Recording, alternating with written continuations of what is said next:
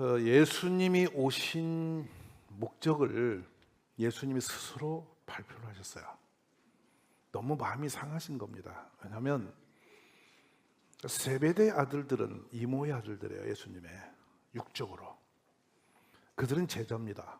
한쪽인 요한과 야고보가 형제예요.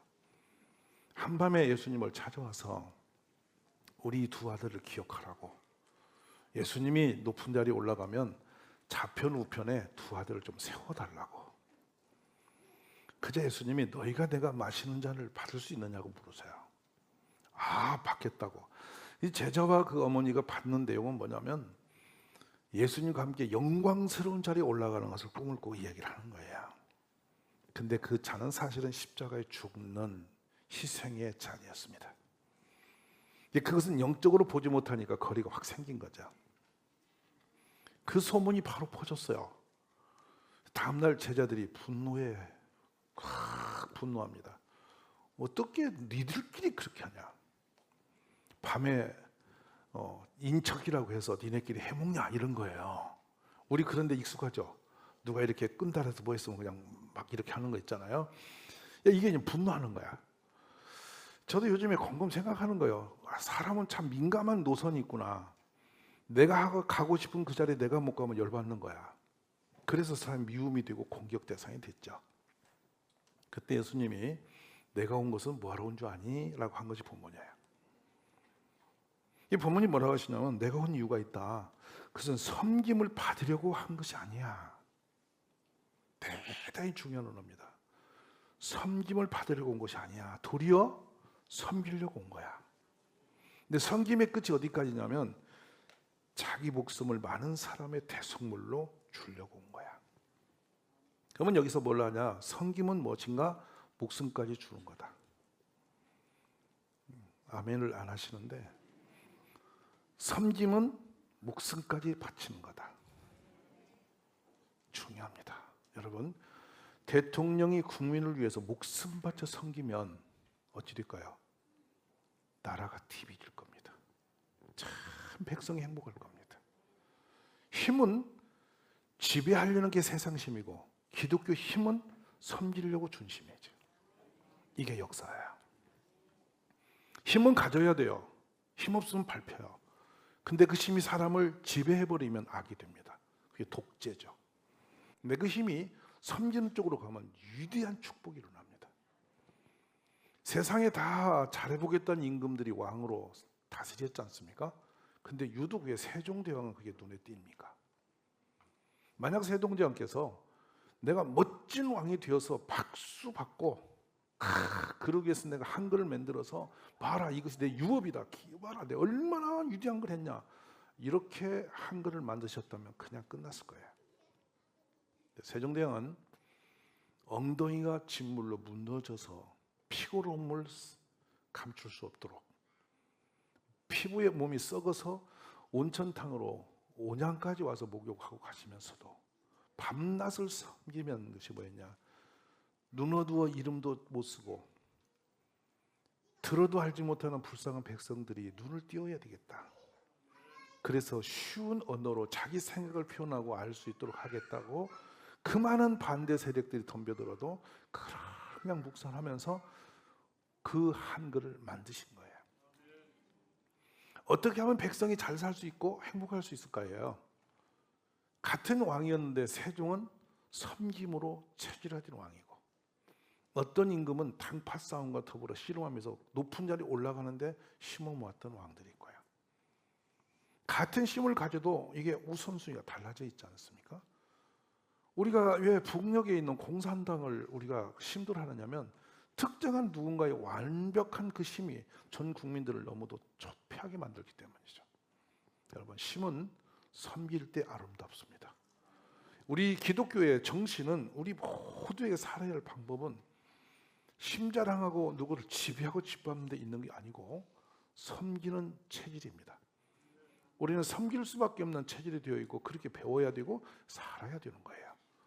그러면 오늘 예수 잘 믿는다는 건 무엇일까? 막 믿습니다 해놓고 누굴 욕하고 짓밟고 막 믿습니다 해놓고 가서 도둑질하고 막 주여 주시옵소서 해놓고 가서 막 세상을 지배해버리는 그런 조직이 아니에요.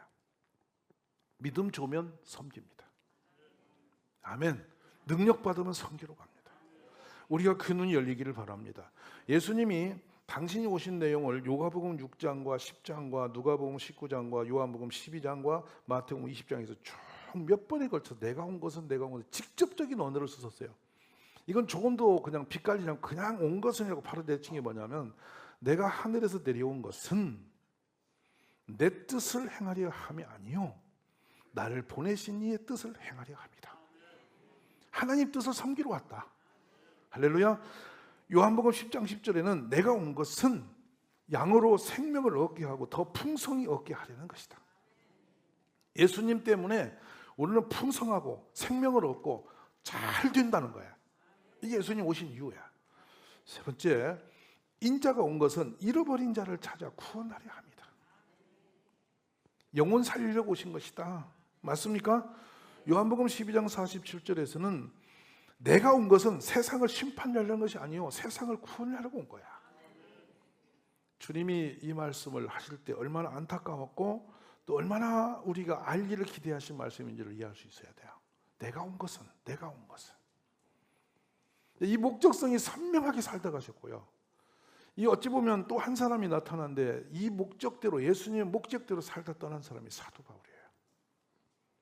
우리는 애적에 예수님만 그리 살다가 가셔야 되는 것이 아니라 저도 여러분도 모두가 다 이렇게 되셔야 돼요.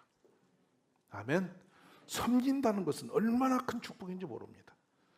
근데 놀라운 것은 그 섬김 때문에 겸손해져야 되었고 자신을 부인해야 됐고 믿음이 있어야 됐고 아버지를 가까이 섬겨야 됐습니다. 아버지 없는 사람은 이 섬김이 억울해요.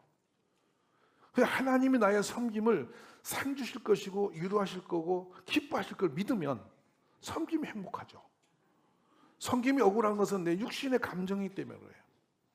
오늘 우리 모두가 섬김의 축복을 누리실 수 있기를 주의 이름으로 축원합니다. 그래서 이 동등한 말씀을 마태 20장, 마가복음 10장에서 똑같이 하시거든요. 근데 이것이 언어적으로 들어가면 더 우리가 오는데, 인자가 온 것은 이렇게 하면서 부정어를 쓰세요. 섬기려 한 것이, 섬김을 받으려 한 것이 아니야. 완전히 아니야. 라고 하면서 오히려 섬기려고 온 거지, 이렇게 하세요. 오늘 우리 모두 함께 섬김의 축복을 누리시기를 간절히 바랍니다. 하나님 나라를 만들 수 있습니다. 아멘 되세요? 다 세상 사람처럼 비싸게 살기 때문에 복음이 힘을 잃어버린 거지, 복음대로 우리가 섬김의 길을 바로 서기하면 이 도시가 확실하게 바뀔 수 있습니다. 믿습니까? 전 세계에서 당진이라는 땅에 가면 정말 행복하더라. 거기 예수촌이더라. 거기 가면 술집은 망한다. 술 팔 사람은 거기 가지도 마라. 거기 가면 망한다. 다 예수 믿어 거기는. 아멘 안 하세요? 그러니까 우리가 이 색깔이 바뀌면, 생각이 바뀌면 뒤집혀 버리는 거지. 지금 우리 아이들부터 어른까지만 이 섬김의 체질에 되어서 이웃을 섬기고 도시민을 섬기고 누가 뭐하면 가서 힘을 실어주고 막 네 거 내 거 없이 서로가 섬긴다면 도시 하나 장악하는 순식간이에요. 근데 우리는 전부 다 세상 사람보다 더 욕심이 많아. 그러니까 기도를 해도 맨날 주여 제가 뜻대로 살겠습니다가 아니고 주시여 주시옵소서. 그래도 어떤 분이, 제가 엊그제도 말하잖아, 계속 그 말 좀 하지 말라고, 하나님이 이제 너무나 거짓대가 모였다고 너무 힘들어하시니까 굳이 때는 맨날 주시옵소서만 하니까. 그러지 말고 이제 바꿨더니 제가 주시옵소서를 하지 말게 하여 주시옵소서. 또 이렇게야. 이게 해볼 수가 없어요. 움켜쥐는 거예요. 그냥 계속. 아니야, 이제는 여러분 섬기셔야 돼요. 아멘. 서로 섬김의 축복이 있기를 주의 이름으로 축복합니다. 우리 주님은 섬기는 가정에 복을 주세요. 창세기 18장에 보면 마물에 있는 상수리 나무 그늘 아래서 아브라함이 쉬고 있어요. 근데 손님들이 지나갑니다. 이렇게 나그네가 지나가는데 아브라함이 퍼쩍 보면서 그분들을 불러요. 아브라함이. 주여 오늘 어디 가십니까? 이리 와서 우리 집에서 한번 유숙하고 가세요. 그러니까 초청을 합니다. 그러니까 멀쩡하죠. 그러다 갑자기 초청해놓고 뭐 하냐면 집에로 가서 우리 집에서 물을 드리고 바로 부인에게 하는 말이 가장 좋은 가루로 최고의 떡을 맹글어라. 제일 좋은 요리를 해라. 그더니 저쪽으로 가서 요한간에 가서 정말 살찌고 좋은 송아지를 잡아. 그걸 막 종들 빨리 요리를 해와라. 이래가지고 얼마나 정성껏 그 손님들을 대접하는지 몰라. 그랬더니 손님들이 그 음식을 다 먹고 뭐라고 아브라함한테 말하냐면 당신이 아들 낳을 거야 그랬어. 아멘. 잘 섬기면 100살의 아들 낳는 거야. 아멘이야. 그러니까 아브라함이 먼저 부인은 그만에 음식 준비하고 천막밖에 들어가서 놀란 거예요. 90 먹은 할매 보고 애들 아들 낳는다니까 너무 놀라서 아이고 웃긴다 말도 안 된다 하다가 들켰어. 아멘. 그래서 아들 이름이 웃음이 돼갖고 이삭이야. 맞지? 근데 룻은 또 손님들이 가는 걸 또 그늘 앉았다 봐서 롯이 봐가지고 오시라는 거예요. 갔더니 이 무교병 마른 떡 하나 주고 자라고 그랬어. 똑같은 그 손님이야. 여러분 상상하세요. 근데 이것이 뭘 얘기하냐? 그 초라한 나그네는 사실은 하나님이셨다는 거예요. 하나님이 우리에게 오실 때 막 멋지게 황금마차 타고 와 나팔불고 그렇게 안 오셔요. 가장 작은 소년 하나같이 가난한 이웃처럼 쓱 와서 우리를 보시는 거예요. 근데 그분을 죽게 하듯이 잘 섬기는 그 사람에게 주님은 축복의 문을 열어주시는 거예요. 기억하시기 바랍니다. 그러니까 괜시리 예수 믿는 게 아니죠. 제발 롯처럼 살지 말고 아브라함처럼 사세요. 아브라함의 그 중심은 거기서부터 일어납니다. 그래서 아브라함이 이 롯이 재앙을 받는다 할 때 기도를 하고 하나님께 씨름하지만 주님이 그 아브라함의 그 기도를 끝까지 들으시는 거잖아요. 그러니까 섬김의 축복은 여기서 있는 거죠. 여러분 섬기는 거 억울하게 생각되지 마십시오. 감사하십시오. 우리 주님은 항상 낮은 자의 길에 같이 가세요. 섬기는 자의 역사 속에 같이 계세요. 높은 데서 상전으로 타는 곳은 주님이 가신 적이 없으세요. 그래서 이 섬기는 사람은 영적 눈이 좀 열렸으면 좋겠는데요. 이 안식일 날 손마른 자를 고치고 안진뱅이가 인나고 이 소경이 눈을 뜬단 말이에요. 그 때문에 바리새인이 예수님을 죽이려고 온 거예요. 안식일은 분명히 하나님의 입장에서 아무 일도 하면 안 돼요. 하나님만 영원롭게 하는 거예요. 아멘이세요? 그들도 하나님을 섬기는 사람이고 예수님도 하나님을 섬기는 상황이에요. 근데 예수님은 안식일을 초월하여 병든 자, 약한 자, 그 상처 입은 자를 고치는 데 목적을 갖고 계셨고 그걸 섬기려고 힘을 쓰셨고 바리새인들은 그 문서적으로 지키려고 힘을 쓴 거예요. 그래서 나중에 바리새인들은 예수님께 버림을 당하고 또 바리새인들은 예수님을 죽이게 됐어요. 자, 여기서 얼마나 무서운 갈림길이 있는지 보셔야 돼요. 내가 교회를 잘 가서 예배드리고 헌금하고 교회에서 할렐루야 외치고 다녀도 섬김의 눈이 열리지 않으면 하나님과 대적자로 갈 수가 있어요. 사람을 비방하죠. 여러분 잘 들어보세요. 기도 열심히 합니다. 그리고 가서 저 세리 죽이고. 제가 많이 듣는 말이 끝에는 제가 뺄게요. 저 세리 어마어마해요. 내가 항상 웃음 많은 거예요. 그분 아세요? 그분 그놈 말이야. 왜 그렇게 돌아가죠? 근데 그분이 불신자면 그런가 해요. 근데 교회에서는 막 1등 뭐요? 그분이 이러면서 뒤로 이렇게 칼을 대는 거예요. 섬김은 떠나서 가지 않을 곳은 빨리 갔고 섬기는 자리에 너무 멀어진 사람 아니에요. 오늘 우리는 어떻게 살고 있습니까? 한 해가 다 저물어 갑니다. 여러분 어떤 섬김을 해봤습니까? 우리가 나만 예수 믿고 교회 가서 예배만 드리면 된다는 생각을 벗어버리고 섬기러 다니셔야 돼요. 아멘. 섬기셔야 돼요. 근데 섬김의 대상이 누군가 하면 높이 있는 분을 섬기는 것은 자동화돼요. 세상이 다 해요. 근데 기독교회는 하찮은 사람, 세상에 소외된 사람, 연약한 사람들을 섬기러 가는 거예요. 땡볕에 우물가에 앉은 예수님 한여인이 물길로 오셨잖아요. 그 여인은 세상 사람들에게 돌팔매 맞이할 여인이고 그래서 자신의 삶이 너무 수치스러워서 도저히 사람들 앞에 설 수가 없이 되어진 사람이에요. 모든 사람이 땡볕에 피곤하여서 이제는 쉼을 갖는 낮에 잠을 자는 오침을 하는 그 시간에 이 여인은 생계를 살기 위해서 물동에 이고 우물에 온 거예요.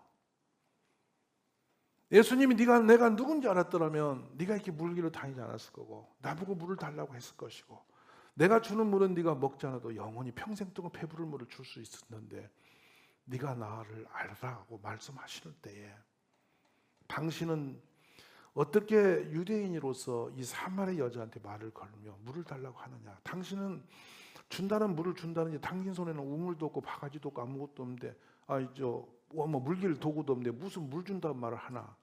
이런 대화가 오가고 있었어요. 근데 문득 예수님이 그 여인에게 묻는 말이 치명적이에요. 너 남편 좀 데려와 볼래? 이 여인이 인생에서 가장 아픈 곳이에요. 가장 비참한 곳이에요. 이 여인이 이 우물가에 온 여인이 남편을 나는 태어나면 5명씩 갈아서 내 남편도 아니 남의 남자고 5명씩 데리고 살아봐야지 계획해서 산 것이 아니란 말입니다. 어떻게 살다 보고 살아보려고 몸부림하다 보니 그렇게 그런 어둠의 길을 걸어버린 것입니다. 세상에 많은 사람들 다 약한 거 계획해서 그렇게 의지적으로 사는 것이 아니라 어떻게 하다 보니 그리 되어버린 것입니다. 배우지 못했기 때문에, 갖지 못했기 때문에, 내 인격이 온전치 못했기 때문에 자꾸만 나도 모르게 죄짓고 범죄하고 자꾸 무너져 온 것이죠. 근데 사람들은 그 모습을 보면서 바로 돌을 들어요. 처단해버립니다. 못된 것 하면서. 근데 예수님은 그렇게 하지 않으셨어요. 심판할 수밖에 없는 심판자의 위치에 계신 예수님은 그렇게 돌을 들어 그 여인을 밟아버리지 않았습니다. 바로 그 여인을 살리는 쪽으로 방향을 잡으셔요. 내가 주는 물을 내가 마시면 네 배에서 생수강이 넘칠 것이다. 그 목말라 세상에서 굶주리고 영혼이 피폐해진 그 여인에게 처음으로 위로와 희망을 주는 메시지를 주시는 거예요.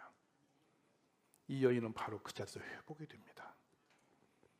그 수치스러운 얼굴 들고 길에 나가요. 외치기 시작해요. 모두가 낮잠에 취해 있는 그 시간에 와봐라, 여기 메시아가 오셨다. 자신의 운명을 바꾼 사람 예수님을 자랑하기 시작하는 거예요. 상하시님은 교회는 바로 그런 곳이에요. 밝고 영특하고 깨달아서 나는 예수 믿는 거룩한 사람이니까 저 못된 죄인들 만나면 막 혐오스럽게 보고 돌 던지고 등을 돌리고 그런 사람 가까이 있으면 너도 같은 족속이 하고 돌을 던지는 그것은 교회의 모습이 아니에요. 예수님은 가장 약한 곳, 험한 곳, 병든 곳, 상처받고 힘들어하는 곳에 오시는 분이세요. 이것이 예수님의 섬김의 방법이셨습니다. 세상 사람들이 다 머리를 흔들고 눈에도 꿈에도 보기 싫어하던 그 모습으로 예수님이 이 땅에 오셔서 가장 약한 자들의 편에서 그 길을 걸으신 것이 기독교인들이 사는 방편인 것이에요. 오늘 사랑하신 가족 여러분, 멋지고 성공된 사람은 세상에서 존경받을 수 있다고 생각해요. 박수 받아요. 근데 기독교는 가장 험한 곳, 약한 곳에 달려가는 것이 기독교의 길인 것이에요. 사도행전 2장에 보면 처음 이 땅에 생겼던 교회의 모습이 나와요. 내 교회 모델이에요. 마치 건축을 하기 위해서 설계 도면을 그려서 설계 도면에 따라 건축을 하는 것과 같이 교회란 이런 거야 라고 하나님이 보여주신 게예요. 근데 거기에 뭐가 나온지 아세요? 날마다 한 마음으로 교회에 모이기를 기뻐했어요. 아멘. 첫 번째, 모이는 것이 즐거웠어요. 자, 보기 싫은 사람이 오면 모이고 싶겠어요? 내가 싫어봐야 되는 사람, 그 사람이 있는 곳에 가고 싶겠어요? 거기는 근데 놀라운 것은 헬라인이나 유대인이 섞여 있는 거예요. 유대인은 하나님의 백성이라고 자존감이 높은 사람들이고, 이 헬라인 이방인들은 이제 저주받은 죄인들이라고 그들은 꿈에도 보기 싫었던 인종들이에요. 근데 그들이 예수 이름으로 교회란 곳에 모여진 거예요. 근데 신비로운 것은 같이 말씀을 기쁨으로 받아요. 그리고 같이 기도를 해요. 그리고 더 중요한 게 뭔지 아십니까? 날마다 모이면 누군가가 자기 재산을 털어서 갖다 놓고 그걸로 나누고 먹고 구제를 해요. 아멘? 교회는 그런 거예요. 잔치예요.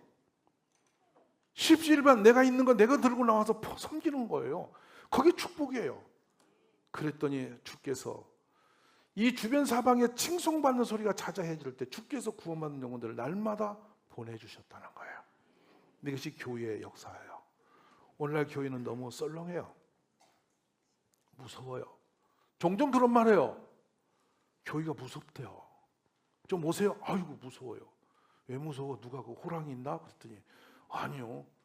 너무 차가워요. 아는 척을 안 해. 아는 자기네끼리 안녕하세요. 낯선 사람 오면 누구냐고 물어보지도 않아. 거기 무서워서 못 가. 여러분, 여기가 별천국이에요. 교인들이요, 얼마나 냉정하고 싸늘한 눈을 가지고 사람을 째려본 자세요. 너 죄, 너 뭔 죄 이런 거예요. 아니요, 교인은 어떤 죄도 오픈 뒤어도 그래, 얼마나 힘들었니? 얼마나 어려웠니? 너 어쩌다 그런 실수했니? 모든 허물을 덮어주는 것이 교회야.